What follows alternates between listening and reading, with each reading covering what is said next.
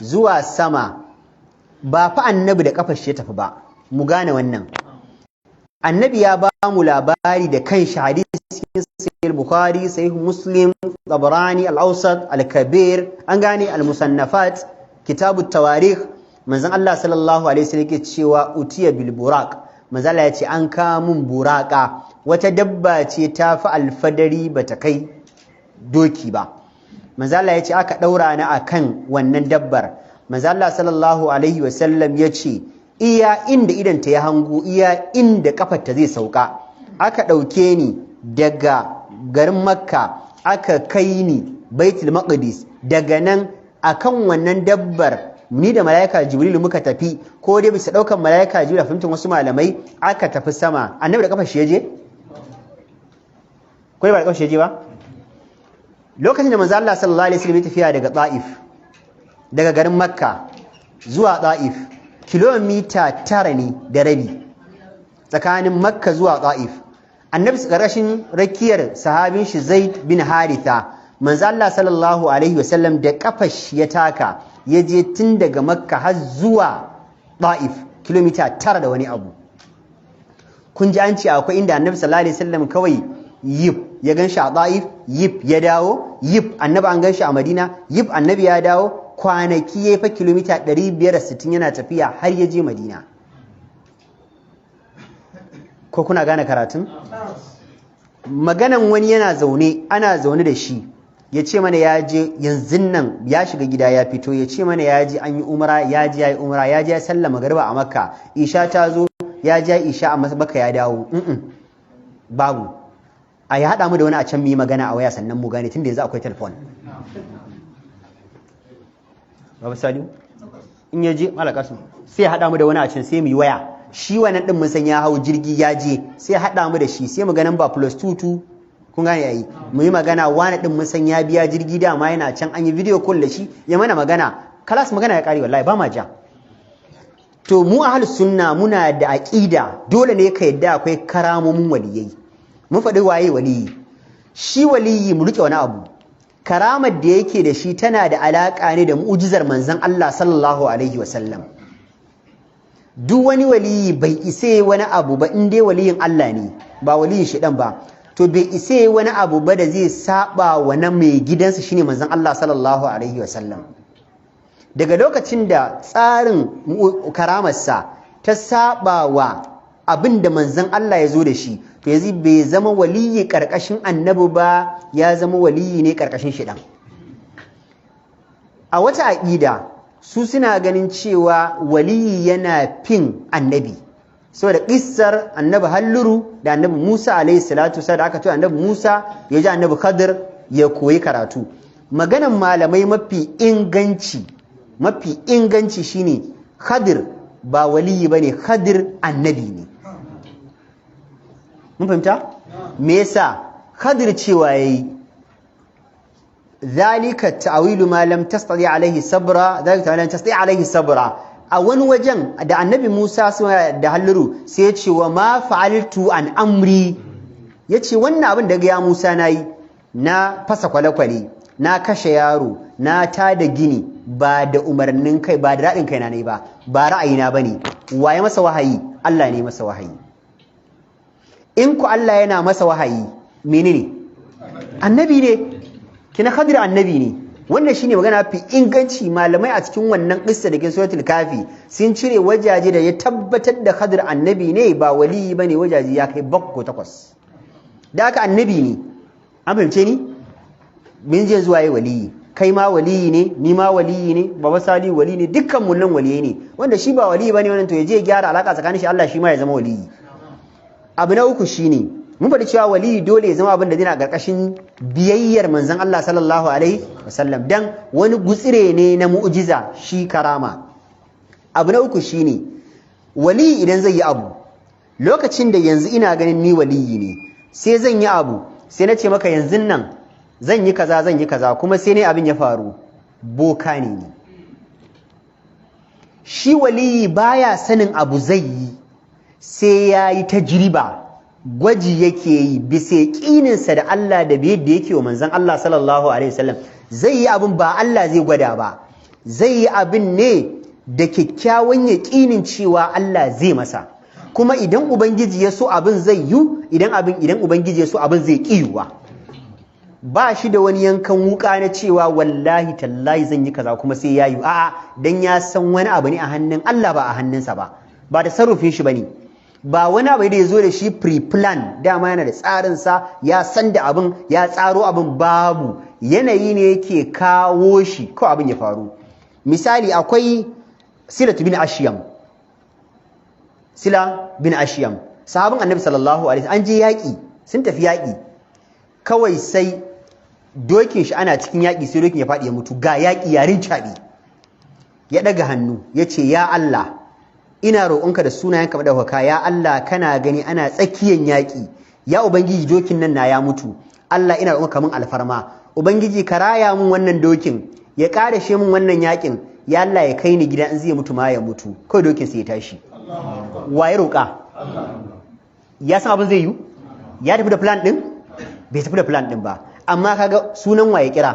Ya roƙi Allah, ya ɗaura sirdinsa akan doki, ya gama yaƙinsa gaba ɗaya, yana komawa gida sai ya ce wa ɗansa, sauke sirdin da ke kan dokin nan dan gawar doki ne. Ɗan shi na sauke sirdin, kawai dokin ya faɗi. Abin da ya roƙi Allah, Allah ya masa komai masa ba, ya gama yaƙi ya kawo shi gida. An fahimce ni? Yanzu wannan sahabin karama ya ko ba karama ya ba? Karama yayi, Allah ya sa mun gane. To shi Ibn Taymiyyah yake cewa idan mutum zai yi wani abu na karama, ya zama yayi abin ne karkashin biyayyar Allah, karkashin biyayyar manzon Allah. Abu na hudu na ka'idar mutum walitaka na Allah, shi mutumin ka kalle shi. Mai biyayya ga Allah ne, mai da'a ga Allah ne, bismillah. Mai biyayya ga manzon Allah ne sallallahu alaihi wasallam, shikenan alhamdulillah. Amma mutumin da bai wa Allah da'a, bai wa manzon Allah da'a, bai wa Allah biyayya, ta kaka Allah madaukin sarki zai gutsira mishi abin da na annabinsa ne ya bashi da shi. Idan har ya zamanto abin da wali zai ke yi ya zama bai karkashin karantarwar manzon Allah sallallahu alaihi wasallam, ba mai cikakken da'a da biyayya ga manzon sallallahu alaihi wasallam bane, ai za a jirkita mu'jizar manzon Allah. Muka ce dole ya zama kana ƙarshen bin Allah da bin manzon Allah, haka ne? Lokacin da yanzu na zo ne karama ina waliyi, Kabiru ya kalama yana waliyi, kawu sai ya zo ya yi wasu siddabarunsa, ya yi wani abinsa shi ma, in ya jirkita nawa da nashi, yanzu wanne ne za a ɗauka na Allah, wanne ba na Allah ba? Rudani ya zo, haka ne? Mutanen da suka yi competition da Musa alaihi salatu wassalam, da Allah ya bamu labari cikin suratul Araf, cikin suratul Taha, cikin suratul Shu'ara, da wajaje daban-daban kamar su Nahal. Annabi Musa ya zo da sandarsa ya jefar, wayannan bokayen suka zo da igiyoyi, fa alqaw hibalahum wa isihum wa qalu bi izzati fir'auna nahnu ghalibuna, suka jefar da sandunan su da igin, suka ce muna rantsuwa da buwayar fir'auna mu ne masu galaba. Annabi Musa alaihi salatu wassalam da ya ga yawan macizan da sandunan suka bayar, sandunan bokayen da igiyoyinsu, fa wajasa fi nafsihi kayfatan Musa, Allah ya ce annabi Musa ya tsorata, qulna la takhaf innaka antal a'la, ba haka kenan ba, muka ce ya Musa kada ka tsorata, kai ne a sama, wa alqima fi yaminika talqaf ma sana'u, Allah ya ce ka jefar da abin da ke hannunka na sanda, za ta haɗe ababen da suka aikata, innahum sana'u kaidu sahir. Allah ya ce makirci ne, aikacen bokaye ne, kun yadda? Kenan annabi Musa yanzu shi a idansa macizai yake gani, amma asali sanda suka jefar, igiya suka jefar, shi annabi Musa yana ganin macizai ne. Allah ne ya ce wa ja'u bi sihirin azim, Allah da kanshi ya ce tsafin da waɗannan mutanen suka yi shi, Allah ya ce tsafi ne babba, in ji Allah. Tsafin wasa ne? In Allah ya ce abu babba, kan kalli girma abin ya zai zama. Allah ne ya ce wa ja'u bi sihirin azim, sun zo da tsafi babba, in ji Allah. Amma daga ƙarshe fa da yake wannan mu'ujiza ce, shi yasa nace muku shi karamar waliyin Allah tana ƙarƙashin mu'ujizar annabi ne, shi kuma karamar waliyin ƙarya tana ƙarƙashin bokaye da shiɗan ne. shi yasa na Allah ya rinjaye akan na shedan dan macijin annabi Musa ya haɗiye waɗannan igiyoyin da waɗannan sandunan da bokayen suka wurga. Idan mutum mai biyayya ne ga Allah, mai biyayya ne ga manzon Allah sallallahu alaihi wasallam, dama Allah faɗa mana ka'idar yayi imani da Allah cikakken imani na kwarai, ya zama yana kiyaye dokar Allah. Allah ya ce shi kenan ya zan waliyi.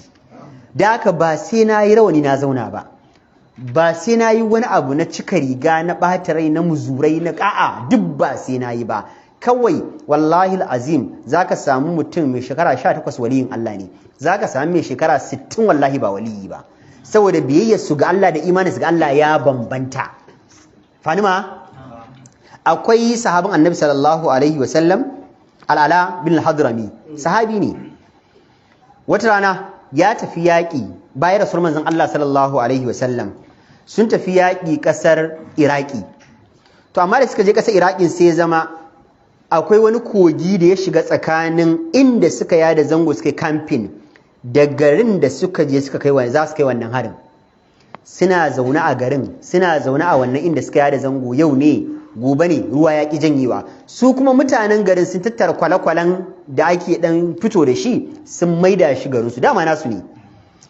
Alal hadrami ta sai tashi yayi alwala, yana fila raka'a 2, sai ce Allahumma inna abiduka, yace ya Allah mu bayinka ne, wa fi sabilika nuqatil, Allah a tafarkin ka muka zamu yaki, Allah wanda zamu yaka a duwi ka makiyanka ne ya Allah. Allahumma ya Allah ka taimake mu akan waɗannan makiyan namu, Allah ka ba mu dama mu tsallaka. Yana tashi da ya gama nafilar, dan Allah yanzu da yayi alwala yayi nafila raka'a 2, wa ake wa sallah? Wannan addu'a da yace Allahumma ya Allah inna abiduka, Allah mu bayinka ne. A wata riwaya yace ya Allah inna abiduka fi sabilika nuqatilu, yace ya alimu ya halimu ya hayyu ya azimu.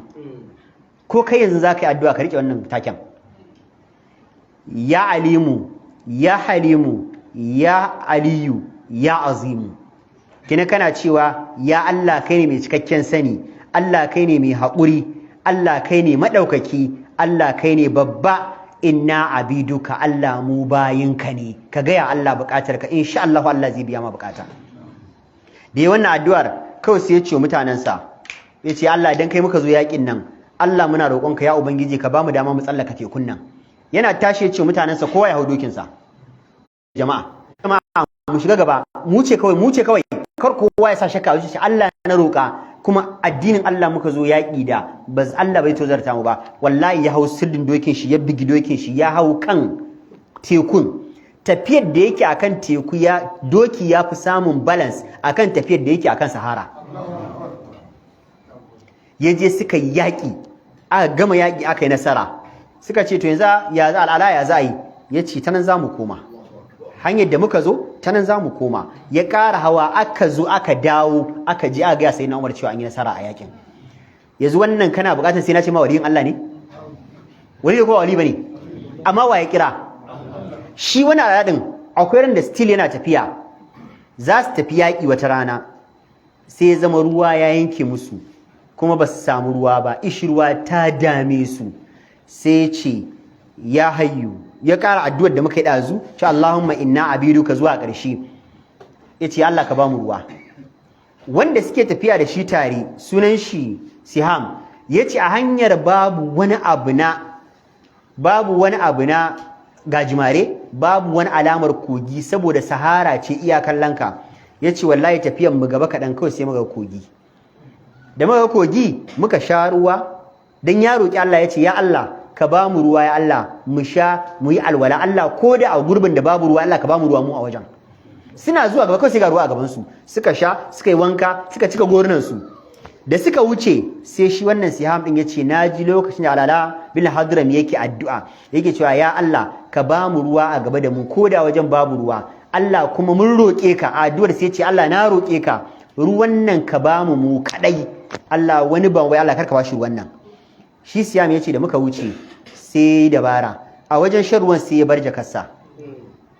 Ana gaba sai ya ce jama'a ku yi haƙuri, na manto jakata wajen da muka sha ruwa, barin koma an ɗauka shi so yake ga wannan ruwan yana nan ko baya nan ya ce wallahi tallahi da ya dawo sai ga wajen kan ba a taɓa zubar da ruwa ba ma babu kogin babu ruwan ya bushe kamas babu shi.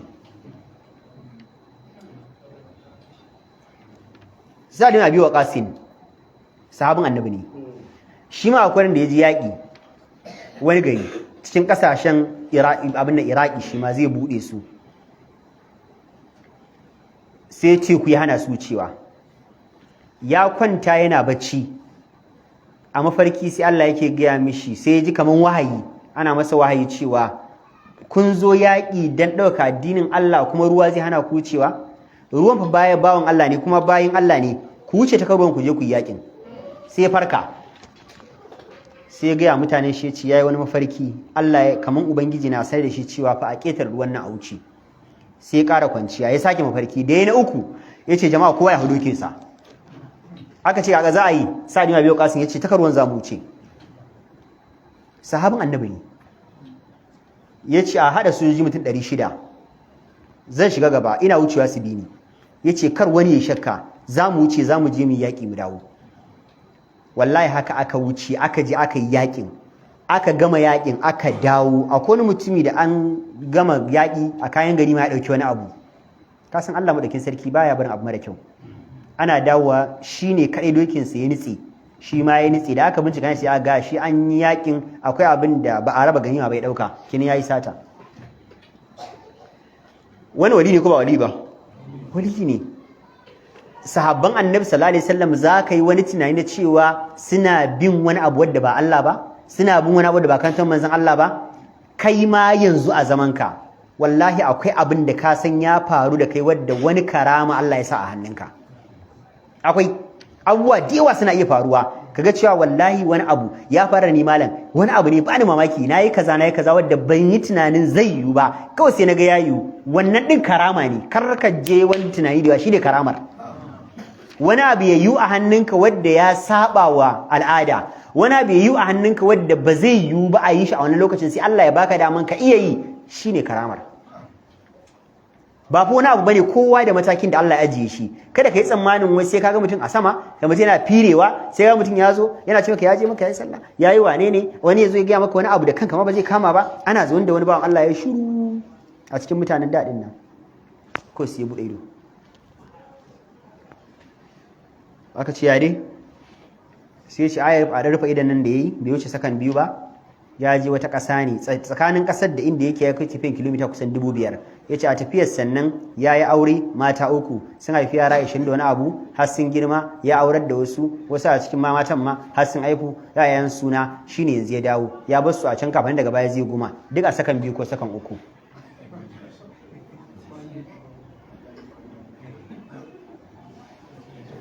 mu gane ba ma faɗa da karamomin waliyai amma karama ta zama ta dace da karantarwar Allah da karantarwar manzon Allah sallallahu alaihi wasallam wanda yayi ya zama yana bin karantarwar Allah yana bin karantarwar Annabi sallallahu alaihi to Ibn Taymiyyah yake cewa ba ma fada da karamar waliyyi kaga da aka fi tsana a yin izala kin Ibn Taymiyyah yace ba ma fada wallahi mu mi kauya karamun waliyyi saboda mun sani wani abu ne na gutsiran mu'jizar annabawa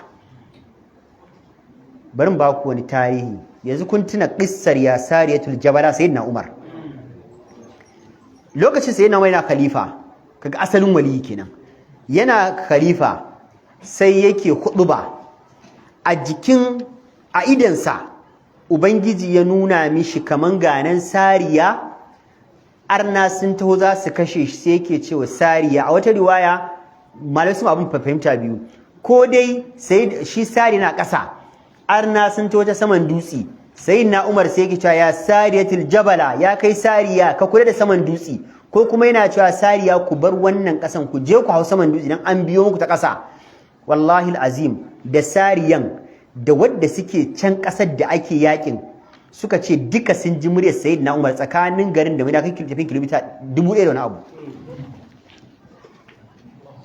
ba telefon bane ba waya bane sayyidina Umar Allah ya nuna mishi picture abin ya gani anan yayi magana kuma Allah ya kai musu maganar wali ko ba wali ba wali sai na Umar karantarwa yake bi manzon Allah sallallahu alaihi wasallam daka waliyan farko su ne sahabban annabi.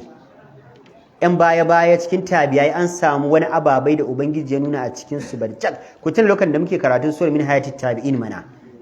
Mutum za a ce maka ya tashi a tambaye shi ka taba saba wa Allah ya ce tun da ya san kan shi da shekara 5 ya hankali cewa wannan abun sabo ne, wannan abun alkhairi ce bai taba saba wa Allah ba. Ana magana shi lokaci ya kai shekara 60 ya ce tun yana shekara 5 bai taba tuna ya saba wa Allah ba. Wannan wali ne ko ba wali ba? In wani abu ya faru a hannunsa ya kamata baka mamaki?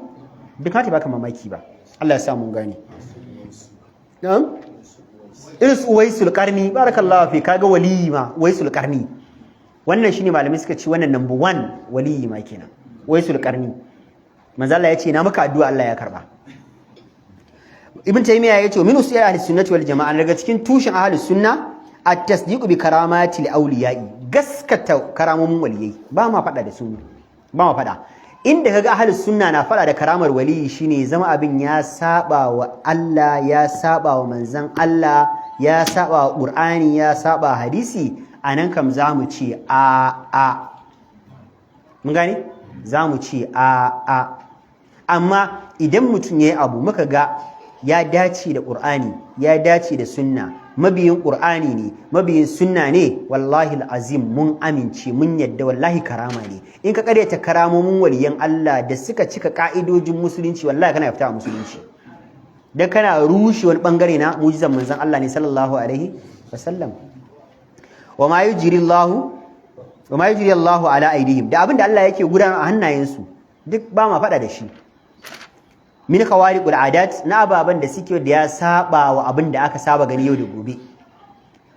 da mu'jiza da karama mu'jiza wace karama karama ce ita karama me yin tawaliyin wani abu ne zai taso sai ya sa yaqini ga Allah ya roki Allah Allah ya masa shi kuma annabi yana da sanin abin zai yi ne duk lokacin da ya ga dama kun jani yanzu kaga amurmuna asu muka ce da ya je yaƙi tsallaka teku inda a ce wannan yaƙin za a ce a ƙara koma a sake yi mai yiwa sai ya ƙara addu'a kafin ya ƙara tsallakawa amma yanzu annabi Musa duk sanda shi ya je fara mace take zama kowane lokaci ya sanar da zama maciji annabi sallallahu alaihi wasallam ya daga hannunsa haka ruwa ya zuba iya zuba so nawa ya faru manzo Allah sallallahu alaihi wasallam ya zo ya daura hannunsa mai albarka akan tukunya ya ce ta diban cikin ta ba zai ƙare ba so nawa annabi yayi shi bambancin mu'jizar annabi da karamar shi ne annabi yana da abin tufo koyaushe so zai yi shi wali sai ya roki Allah kuma idan ubangiji ya ga dama zai iya samu abin ya kiyuwa zai sa ya kiyuwa an gane fi anwa'il ulum na daga cikin abin da Allah yake nawa na karamomin wasu waliyan su zo da wani abu na nau'ukan ilimi da Allah madaukin sarki bai ba wasu sun sani ba abin da ya saba wa sanin mutane wani ya zo ya faɗi wani abu na ilimi wani abu na sani wadda al'adance ba a san wannan abin ba yanzu malamu su ce suka yi rubuce-rubuce kan abubuwa barjak da ake da su wani abin sun yi rubutun a wancan lokacin Allah ne ya tsinkayar da su ilimin wallahi ba binciken science suka gane ba asali da malamu sun ce suna cewa idan ka ga yaro ya yi ilimi galibi talent in yaro da wayen yaro talent in yaro da wayensa galibi jikin mamarsa yake dauka latest wata jami'a bai wuce wata biyun nan ba still ta yi bincike ta gano cewa psychology da ilimin yaro a jikin mahaifiyar shi yake samuwa wannan abin ibn al-qayyim da malamu sun faɗa sama da shekara 800 da ya wuce ka gani wani zai ya faɗa maka wani abu cikin malamai kaga abin ya saba tunani to ya haka zai faru mana sosai Allah ne tsinkayar da shi an gane Allah ne tsinkayar da shi wani zaka ga ko yanzu a dattawa wani zai gaya maka wani abu ya ce wani karkai abu kaza wallahi in ka zaka sha wahala malam Jafar Allah ya ji kanshi ya gafarta masa lokacin da wannan fitina ta taso cewa yake a dauki mataki da wuri ruwa cikin cokali zai iya kashe ta in ba a dauki mataki za a kawo tanke ji kashe ta ya faru kai faru ba maganganun Albani Allah ya ji kanshi ya gafarta masa da yake faɗa Najeriya kaza da yake yanzu wannan abin da yake da tax reform da ake ta rigima akai kun tuna Albani yayi ta yaki da abin yanzu ya faru kai faru ba yace za a zo watan wata din Najeriya ne wanda zai ci ma ya fi karfin sa amma ya ce sai ya bada haraji yanzu ba halin da muke ciki kenan wannan ba karama bace ta wali ya faɗa abu Allah ya zo ya tabbatar baya ma duniya to wani abin na karamar ka kana wali wallahi ba zai faru ba sai idan ma ka mutu wani zai haifi yaro ya ce ɗana wannan insha Allah ina fatan zai zama kaza kuma sai ya zama gyatumar Sudais da muke ji Abdurrahman Sudais na imamin harami mahaifiyar shi da ta haife shi tunda tana da cikin shi take cewa ya Allah ka sa wannan yaron Allah ya sa wannan yaron ya zama imamin harami da ta haife shi sai da ce sai imamul haramain haka take kiran shi har ya girma cikin shi makarantar wata shi imamul haramain limamin harami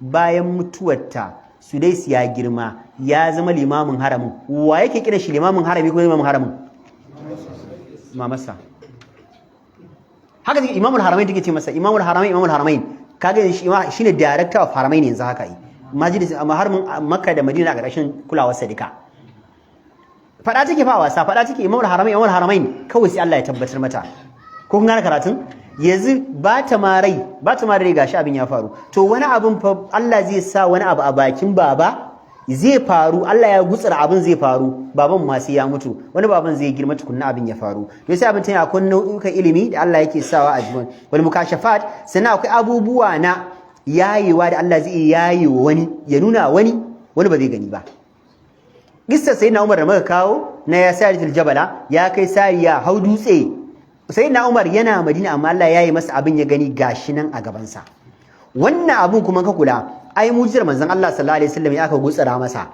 lokacin da Annabi sallallahu alaihi wasallam yana garin Makka yace mutanen Makka ya je Isra'i da Mi'raji ya je Baitul Maqdis ya je har fadar Allah ya gana da Allah mutanen garin Makka suka yi tsallan bada kisa gare ta Annabi sallallahu alaihi wasallam sai suka ce to amma ya Muhammadu tsaya idan kana so mu yadda ajiyan da daddaren ka tafi yace kwada da na tafi kai da kake tafiyar dare ina zaka gane ababan da suke kan hanya da Allah ai ba zai yi ba kuma sun sani a tafiyar da aka yi da manzon Allah ba dare da yake da farin wata bane dare ne da dan babu farin wata kai suka gane wannan bishiyar kaza ne wannan guru akwai rami kaza waje kaza akwai kwari waje kaza akwai turi ba za ka ganewa ba kuma yace musu ba ma a ƙasa yaje ba akan buraka yaje suka ce to yanzu ka gaya mana muna so ka sifanta mana daga farkon fita a garin Makka har zuwa Baitul Maqdis da dawowa annabi da ya je akan buraka ta ina zai tsaya ga lissafin bishiyoyi da abin da yake kan hanya ai ba zai gani ba manzo Allah sallallahu alaihi wasallam ya ce a take sai ubangiji ya dauko min Baitul Maqdis din daga Makkan har Baitul Maqdis aka ajiye min shi a gabana kaman tazarar daga nan zuwa nan ko annabi na kallon sa yana busu bayani waje kaza akwai kaza waje kaza akwai kaza akai tafiyan kwana kaza akwai abu kaza da kaza da kaza akwai taciya kaza annabi sai ya ce ai akwai ma ayarin ku da kuka sura su yi muku kaya yanzu haka suna waje kaza sun yada zango suna kaza mutane sai suka rike ranar da annabi ya faɗa da lokacin ayar na dawowa suka ce wai rana kaza a lokaci kaza kuna ina suka ce muna waje a ƙarshen itaciya kaza kuma haka annabin ya faɗa haka manzo Allah ya faɗa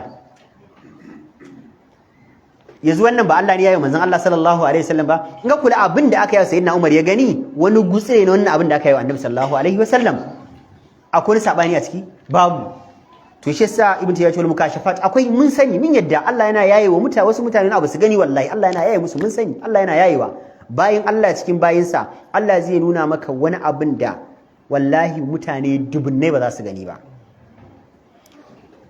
Allah yana iya boye mutum waliyinsa ba la zana Allah ya boye ka yanzu mutum yanzu shigo masallacin da zai min illa idan ubangiji ga dama sai Allah ya dauke na idan ya dinga kallona lokacin da matar Abi Lahab da Allah ya ce tabbat yada Abi Lahabin wa tab ma agna anhu malu wa ma sayasla naran umratu hammalatal hatab ta dauko itace fi jiriya hablum min masad itace ta dauko matar da kaya a jikin itacen take cewa Muhammad ya dame mu barin je tunda ta girma annabi ta ce bari ta je da wannan bulalar kayan ta zani annabi da shi da ta ɗauko itacen ta hango annabin da Abubakar Siddiq suna zaune kusa da Ka'aba tana zuwa kuma tunda ta idan tana kan annabin amma tana zuwa tana annabin ta rasa tace ina abokin naka ya Abubakar Siddiq sai ya ce ha wace irin tambaya ne kike min ta ce da ina tahowa na gan ku tare amma na zo nan ba na ganin shi sai Abubakar ya gane cewa Allah ya ɓoye manzon Allah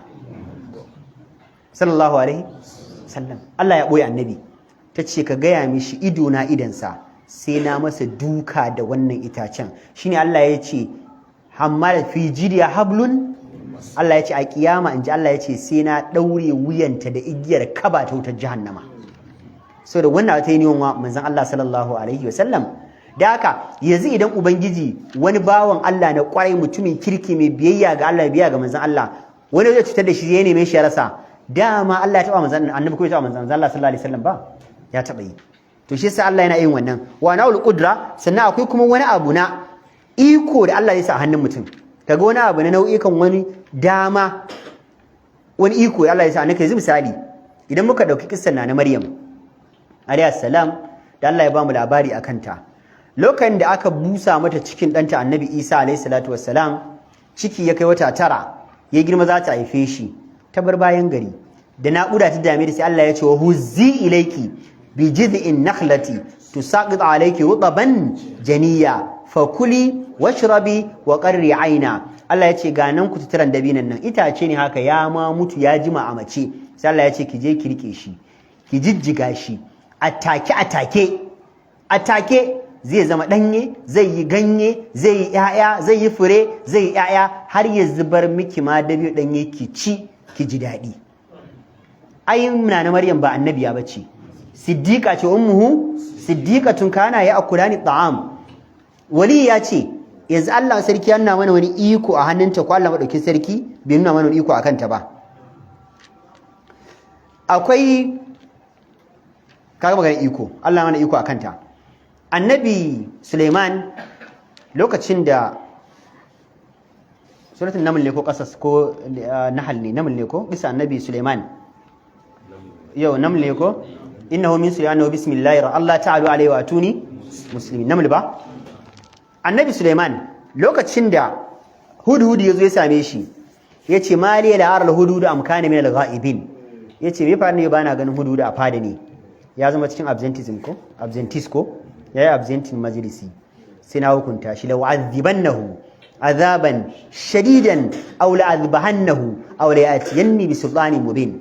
Yace wallahi sai na masa hukuba, sai na masa azaba mai tsanani, kai karshe ma zan yanka shi. In ban masa hukuba ba ban yanka shi to zai mun zo mun da bayani mai gamsarwa. Fa makata gaira ba'id, ba jima ba kawai sai ga hudhud ya zo ya zauna akan window inda yake zama. Annabi Sulaiman ya kalle shi ya san yayi laifi shi hududin, sai ya ce hattu bima lam tuhit bihi waji'tuka min sab'in bi naba'in yaqin. Shina Filistin fa Annabi Sulaiman nana wannan Bilqis tana Saba, yace wallahi na je garin Saba ne kuma na zo maka da labari mai tabbatacce. Wajadtu imra'atan tamlikuhum, yace na je garin Saba na samu mace ke mulkar su, wa utiyat min kulli shay'in, yace duk wani abu da ka sani dan adam na bukata a rayuwa Allah ya ba mutanen garin da ita wannan matar. Wala harshun azim, yace kuma tana da wani gadon sarauta babba. Sai dai wajadtuha wa qaumaha yasjudu lishamsi min dunillah, na sai dai suna bauta wani Allah, suna bauta rana ne kuma bayan Allah. Wa fazailahum ash-shaytanu a'malahum fasawani as-sabil wa kanu mustaqbana, ba haka wani ayar ko fahum la yahtadun. Yawa yace na ganta suna bautar rana ita da mutanenta ba zan shiyayyu ba. Sai ce to ya hudu barin baka wasiƙa kai wa wannan matar ta karanta cewa ta musulunta su bar bautan rana duka ita mutanenta. Bilqis na zaune a fada ko tana zaune a cikin ɗakin ta tafsirin wasu malamai, hudu sai ya zo da wasiƙa bakinsa sai ya wurga mata, ta ɗauka sai ta karanta innahu min sulaimana wa innahu bismillahir Allah ta'alu alayya wa atuni muslimin. Shikenan ta karanta wasiƙa, aka ce daga annabi Sulaiman ne kuma da sunan Allah mai rahama mai jin kai, kada ku yadda ku zo min garin Filistin face kuna musulmai. Ta zo ta samu fadawanta ta ce ayyuhal malau inni ulqi ilayka kitabun karim, ce to mutane an kawo mun wata takarda fa mai daraja daga wajen annabi Sulaiman. Su mutane suka kalli karfin sojan su da makaman su suka ce mata a'a haba ai ba magana mu miƙa wuya musulunta, in yaƙi ne a jawo gabza yaƙi kai ya sa tace a innal muluka idza dakalu qaryatan afsaduha wa ja'alu 'izzata ahliha adilla wa kadhalika yaf'aluna. tace kar ku fara wannan magana, ni na san manyan sarakuna tayi da ta karama ce kenan. ne muluka manyan masu mulki idza dakalu qarya in suka shigo alqarya kauye, ta sani ta kwatanta mulkinta da garinta da Filistin na Annabi ta san garinta kauye ne. suka ce tace damejin garin suke yi, kuma za su dauki manyan mutanen garin kamar ni sarauniya su maida ni baiwa, haka suke yi. wa inni mursilatu ilaihim bi hadiyatin fanazilun bayna mursalin. tace amma bari dauki kayan kyautan aika musu muga me yan aikin za su dawo da shi. Annabi Sulaiman ya ce okay atumiduna ni bi malin, ni za ta ba wa kuɗi, ni Sulaimana za ta ba wa kuɗi? fama atani Allahu khairan mimma atakum. ce abin da Allah ya bani ya fara kai abin da Allah ya baku. bal antum bi hadiyatikum tafrahuna, ku ne kuke da wani murna da kyauta. shi ne yanzu zai samu aljanu, ya ce aljanu 1000 su shiga teku a nemi mishi gwal ton 1000, 10 minutes zai ba su kuma sai an tara ton 1000.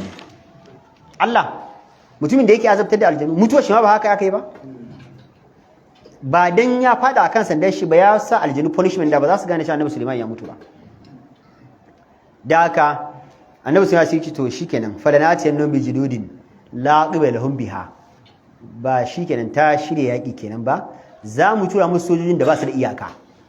idan dabbobi sun tafi mutane za su je, za mu tura aljanu, kaji yaki fa la qibalahum biha, ba su da kawai.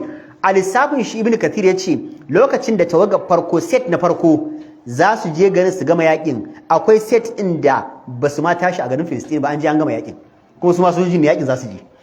idan aka yi layi wato wannan suna tafiya wannan suna tafiya, wanda sun je sun ma gama yaki sun dauki suna juyowa, wasu suna Filistin layi su bai zo sun tashi ba.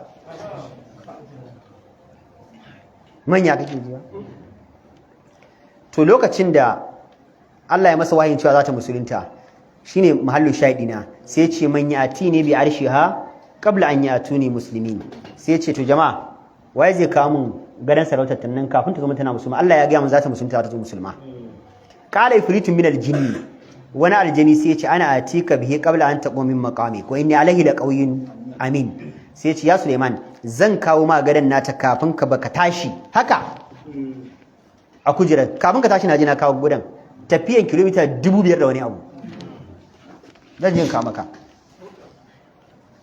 kai. sai wani aljanin yana gefe sai ce kai wannan akwai bata lokaci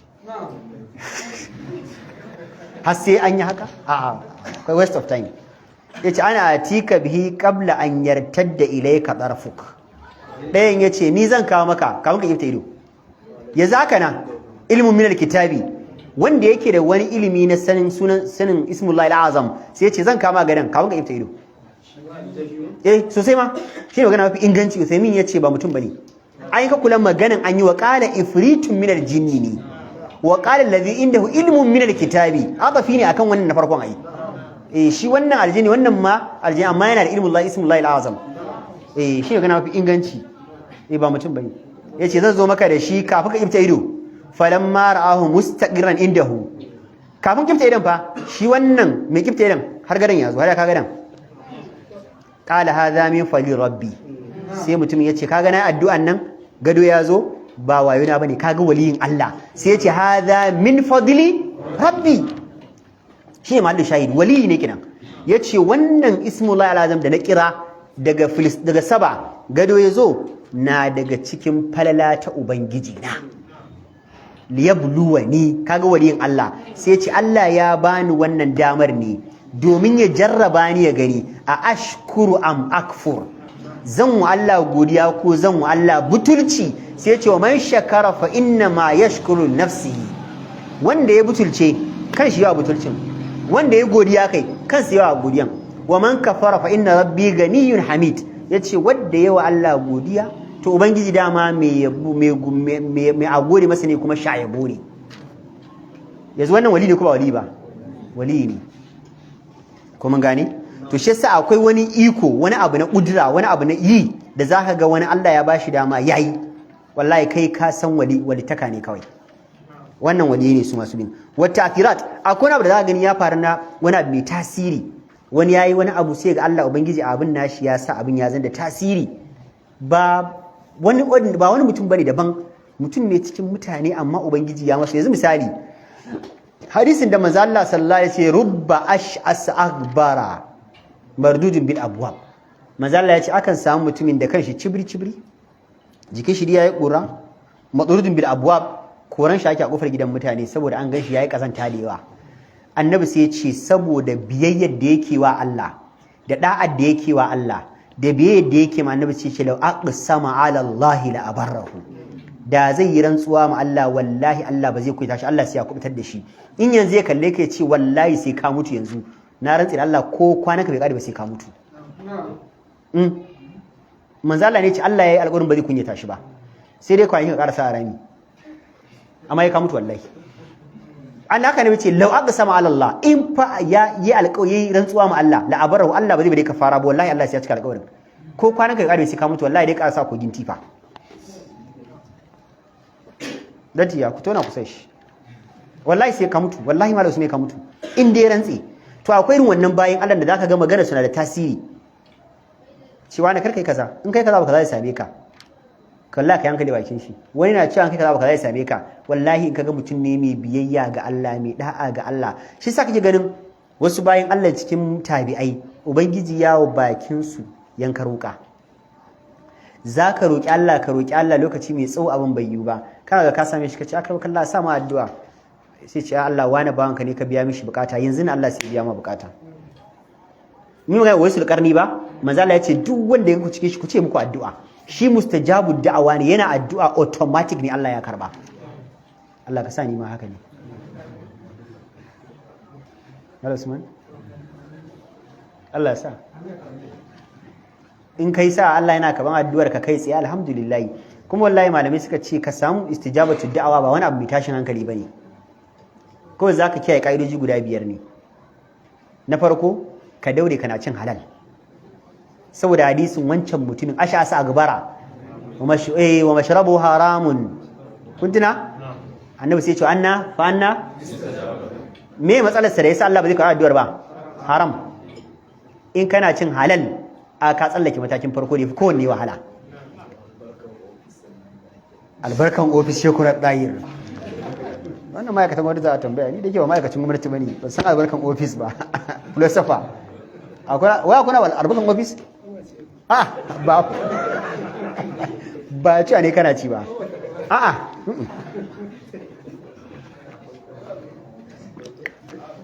Amma akwai abin da ake ci albarkan ofis din? Albarkan ofis ne. Allah ka tsaye mutu.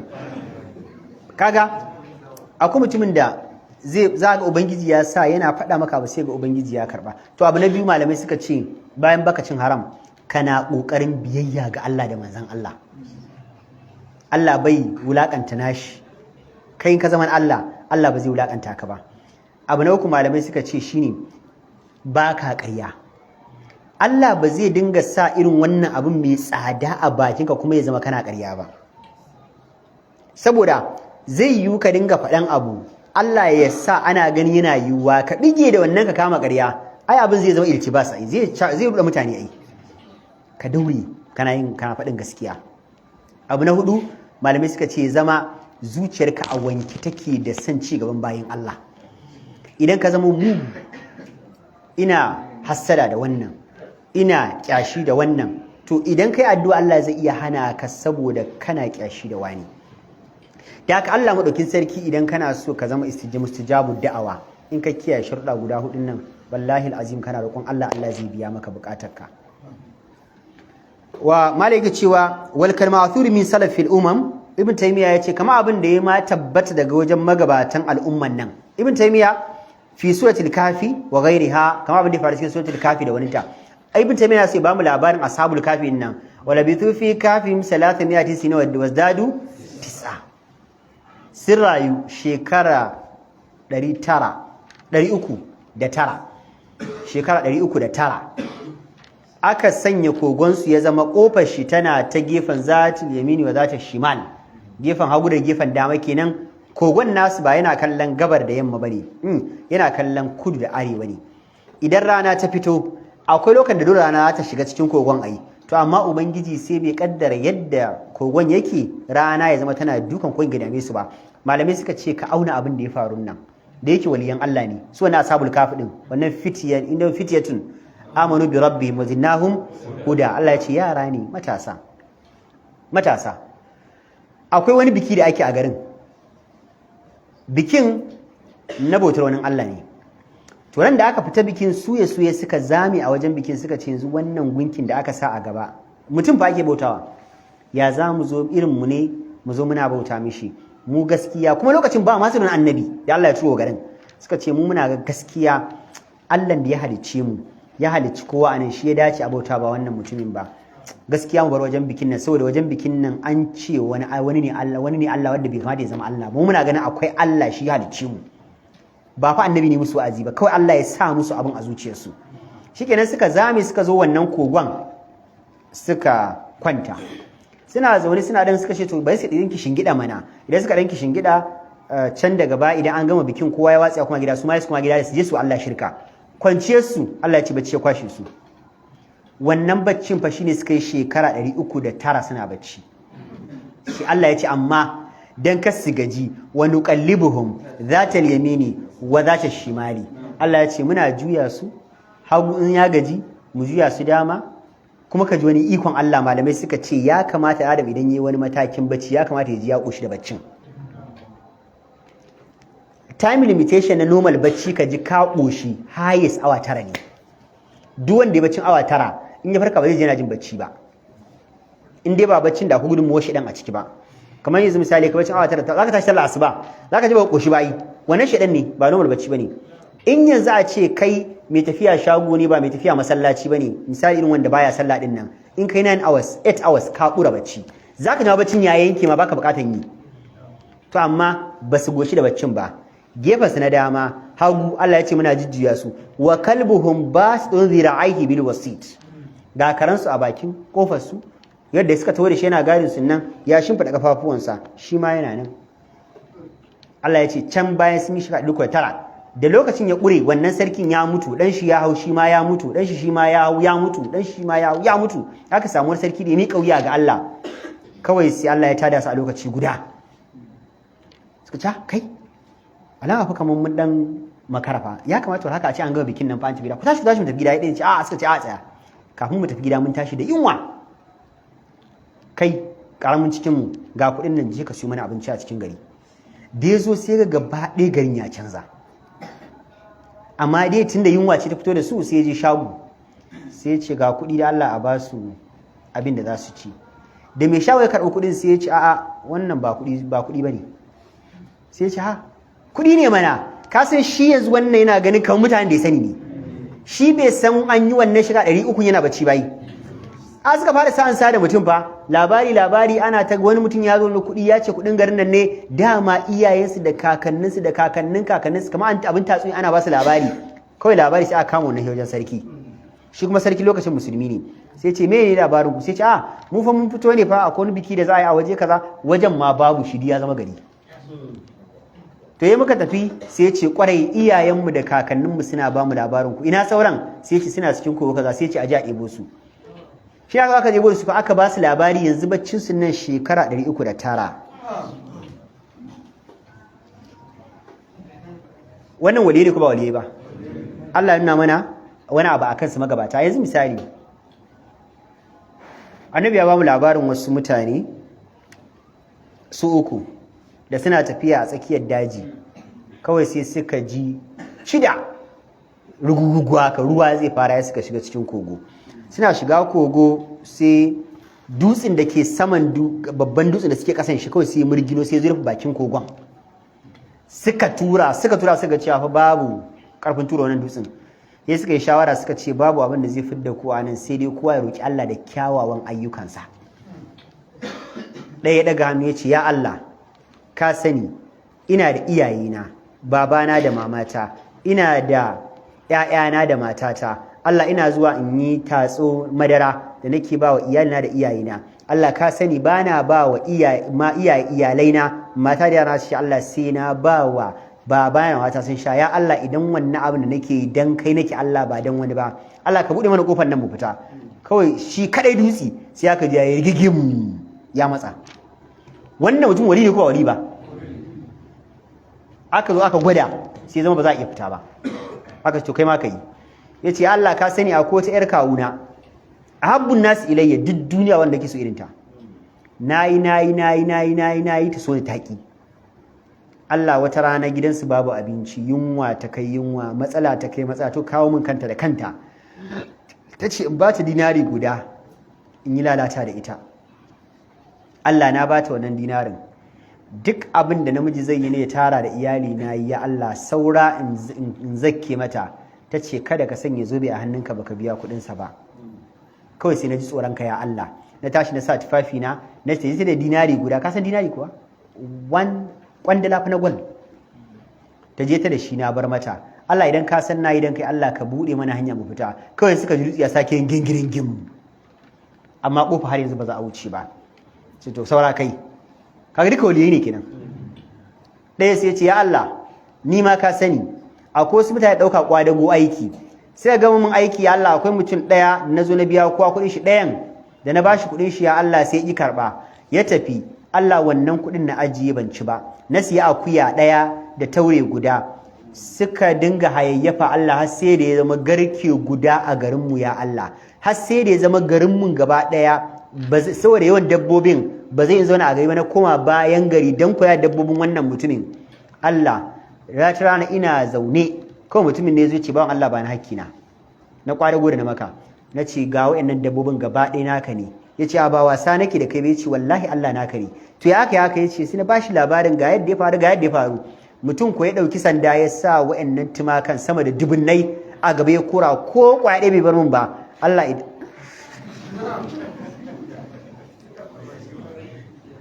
Allah idan ka san nayi wannan dan kai ya Allah ka bude mana. Manzo Allah ya ce atake dutsi ya bude fakara jiyam shun annabi suka fara fita suna tafiye su. Wannan wali ne ko ba wali ba? A take kai addu'a a take Allah ya karba. Ya hayyu ya qayyum bi rahmatika nastaghisu. An gane? To da haka akwai wani abu da ya faru na magabata wadda yake nuna akwai waliyai cikin su. An gane? Kaga yanzu wayannan mutane da suke kogon sun shiryo su shigo kogo ya rufe da su yana addu'a ne sun shiryo ne? In yanzu a ce tura dutsen da suka yi dutsen ya bude za su yi addu'a? Yanzu a addu'a da suka yi kafin su yi sai suka yi addu'a zai budu? Amma yaqinin su da Allah suka roki Allah sai yana mana cewa su waliyansa ne. Da haka Ibn Taymiyyah yace akwai irin wayannan dewa mu mun sani ba mu musu. Wa an sadri hadhihi al-ummati min as-sahabati wat-tabi'in yace a farko na al'ummar manzo Allah ma akwai sahabbai mun ba da labarin su ba, akwai tabi'ai su ma mun yi a kasuwar wasa'iri qurun umma kuma sannan karnonin al'ummar manzon Allah za a dinga samun waliyai har yanzu akwai waliyai wadda kuma wallahi muna fatan dukkan mun nan waliyai ne. Ni abin da nake so ku gane shine kar wani ya tsorata ka. Kawai ka gane kar wani ya tsorata ka. A ce maka wani kai waliyi ne fa waliyi ne. Ba haɗe da shi ba kar kalle shi. Waliyi ne. Kun gane ai? Ha? Kai ma fa waliyi ne. Shi ma waliyi ne. Me abin tsoro a ciki? Annabi sallallahu alaihi wasallam ma ake kallon sa da shi. Ai waliyi a bayan annabi yake. Yanzu fa yadda kake kallon nan na fa ba glasin nan wali kake kallo insha Allah. Sosai wallahi alazim. Wallahi yadda kake wallahi kuma yanzu duk fiskokin da nake kallo masu albarka wallahi Allah ya sa duka wali nake kallo. To yanzu me abun wani kuma wani a ce ma kar kalle shi wai Musa kuma ya tsorata ka. Ko kun gane in zaka ji tsoron wani to ka ji tsoron kowa ma saboda in dai mutum mai imani ne ala inna awliya Allah la khawfun alaihim wa lahum alladhina amanu wa kanu yattaqun. Allah ya ce kawai ka zama wali kawai kai imani ne ka kiyaye dokar Allah. Allah ya ce ka zama wali wannan license ne ID card ne ubangiji ya baka. Allah da yake mai da bawa wali shine yace kai wali ne. To yanzu ya wani zai zo ya cire ka daga abin da Allah ya ce ga nan sifar walintakan ya kawo maka wasu abubuwa daban-daban ya rikita ma tunani. Sai ma dole sai ka zauna a ɗaki ka yi wata 2 ba ka kalli rana ba. Mun gane karatun kuwa? Wa hiya mawjudatun fiha ila yawmil qiyama ibn taymiya yace kuma walittaka wallahi tana nan cikin bayin Allah har zuwa ran tashin kiyama. Kai ne kake ganin abun wani abu da sai an sha wahala. Kawai ayi imani da Allah mai kyau, a kiyaye dokar Allah mai kyau, walittaka ta samu. Wannan da nassin Qur'anin Allah, mai mutanen, mai Qur'anin, mai waliyai shine faɗa haka. Idan yanzu ni nazo zan warware haka nace ba wannan ne waliyi ba, to yanzu kuma sai dai ba waliyin Allah zan faɗa ba, sai dai waliyin wanda ba zan faɗa. Amma shi Allah cewa yayi kawai waliyin ya zama yayi imani, ya kiyaye dokar Allah ne. Ko mun gane karatun? Allah ka sa dukkan mun nan waliyai ne. Ya Allah, Allah ka ƙara daga darajar masu cikin walittaka. Dan insha Allah sai mu tashi akan atharu rasulillahi batinan wa zahira. Ahlus sunna ana so su dinga bin manzon Allah sallallahu alaihi wasallam ciki da waje. Ka san akwai social ustaz ai, social ahlus sunna ai. A ciki sunna waje ba sunna ba, ko waje sunna ciki ba sunna ba. To ana so ka zama full time sunna. اللهم صل على محمد وعلى ال محمد كما صليت على ابراهيم وعلى ال ابراهيم انك حميد مجيد وبارك على محمد وعلى ال